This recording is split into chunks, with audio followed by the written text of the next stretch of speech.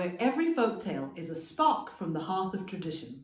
I'm Awe, your storyteller, and in this episode, I'm going to share with you a story from one of Africa's beautiful island nations, Cabo Verde. Cabo Verde is an archipelago located off the northwest coast of Africa and known for its stunning Atlantic beaches, volcanic landscapes, and vibrant Creole culture. Often called the African Caribbean, it blends African, Portuguese, and Brazilian influences in its music, food, and many cultural traditions. Our story today is all about the value of small things. Here is the story of the ant and the gazelle. Once upon a time, there was a gazelle who had 3 children named Melo, Maria, and Sane. Now, knowing that there were many predators who would harm her children, the gazelle kept her 3 kids locked away in a safe stone house with a door.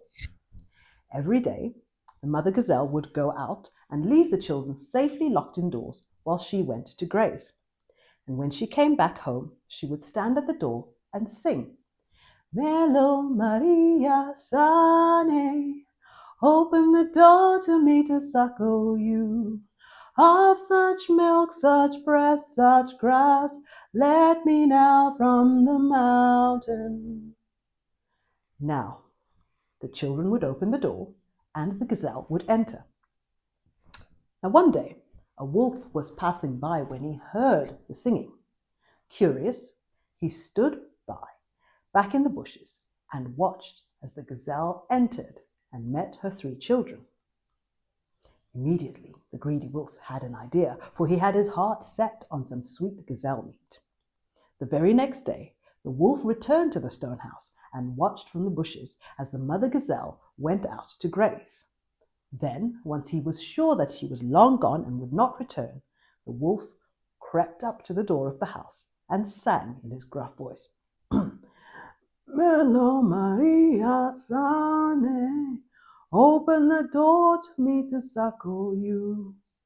Well, of course, the 3 little gazelle kids were not convinced because their mother had warned them to be very careful. Oh, Sir Wolf, you will not get us to eat today, they cried. And so the wolf had to go away empty-handed and defeated, but still determined to get his feast. That night, the wolf returned once more and washed from the bushes as the lady gazelle came back to the door and sang her song. Melo, Maria, Sane, open the door to me to suckle you.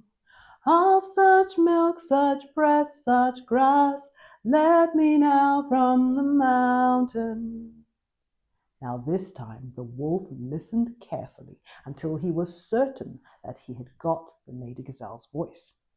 Then, the very next morning, as she left as usual, the wolf returned, and this time he sang softly. Melo, Maria, Sane, open the door to me to suckle you. Of such milk, such breast, such grass, let me now from the mountain. Well, this time the poor little gazelle babies were convinced that it was indeed their mother, and so they opened the door. But of course, as soon as they did that, the wolf immediately leapt inside and ate them all up in one gulp. And then he went off to his lair.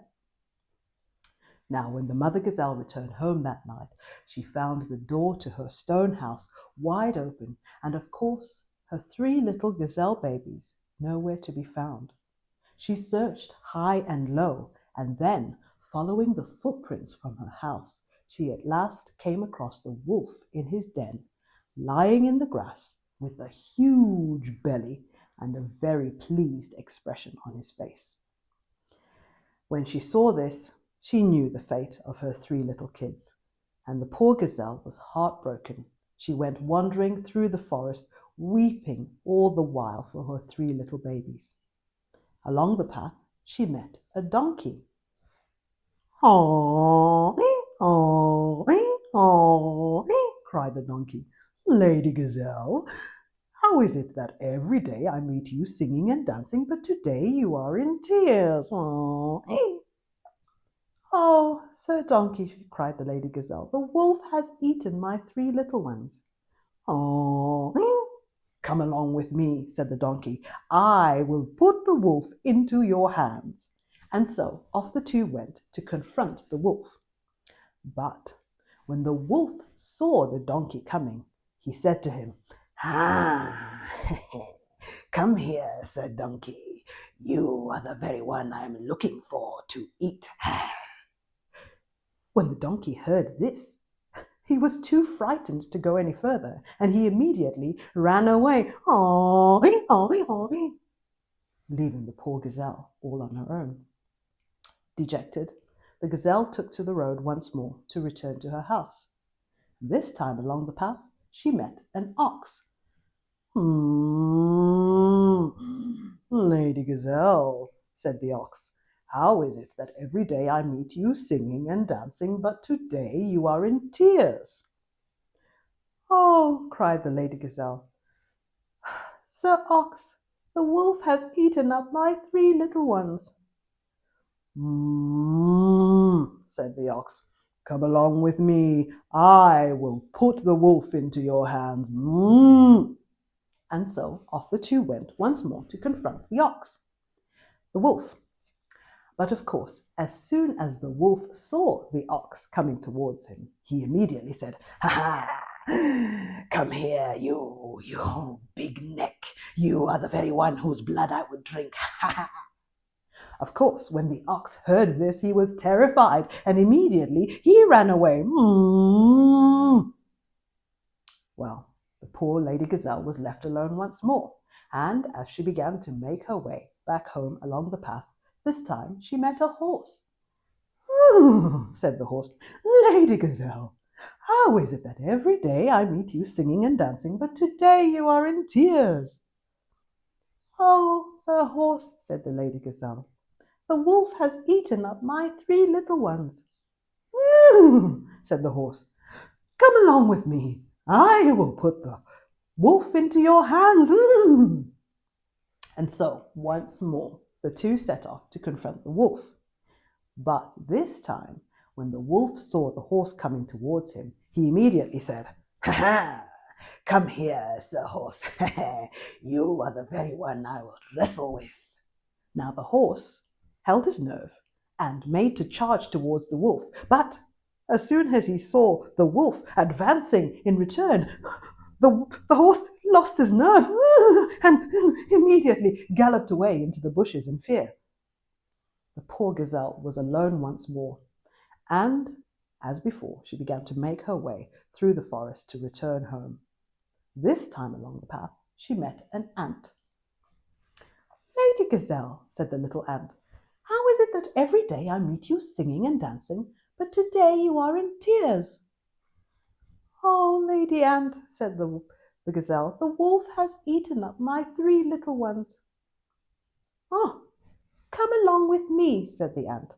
I will put the wolf into your hands. But the gazelle, now so defeated from all of the false promises, said to the ant, pardon me, little ant, but I don't think that you can hand the wolf over to me. Big fellows like donkey, ox, and horse all tried, and they couldn't do it. How will a tiny creature like you do it? But the ant was steely and determined. I am the little ant whom the smoke of the pipe doesn't blacken, whom the sun on the veranda will not burn. And with that, the little ant went on, charging towards the wolf in his lair. Now, when the wolf saw the ant coming towards him, he did not even waste his breath or time making any further threats. He simply opened his mouth and gulped down and swallowed the ant in one bite. But as soon as he did that, the little ant began to climb down the wolf's throat into his belly, and then she began to bite small holes into the wolf's guts. Ah! "Oh, little ant, let me alone!" cried the wolf in agony. "I won't let you alone until you spit out the 3 children of Lady Gazelle," cried the ant. And so the wolf had no choice but to open his mouth and spit out one of the kids. But of course, that was only the first. "Comrade Ant," cried the gazelle, "I have 3 children." And so the ant bit the wolf once more. "Ah!" cried the wolf. "Oh, little ant, let me alone." "I won't let you out until you let out the 3 children of Lady Gazelle," cried the little ant. And with that, the wolf opened his mouth and spat out the other 2 children of the gazelle. With that, the Lady Gazelle gathered her 3 children together, and off they went home, and she took them home and kept them safe indoors. Then the little ant climbed out of the wolf's belly and proudly declared, "I am the little ant of the stone's hole, who will eat to the guts, who will bite to the marrow." Now, hearing that, the wolf became terrified of even more pain and reprisals, and so, with his tail between his legs, he ran away, embarrassed and sore. That day, both the gazelle and the wolf learned an important lesson: never to disparage someone's abilities simply because of their size, because it was the tiny ant, after all, who gave the gazelle back her children.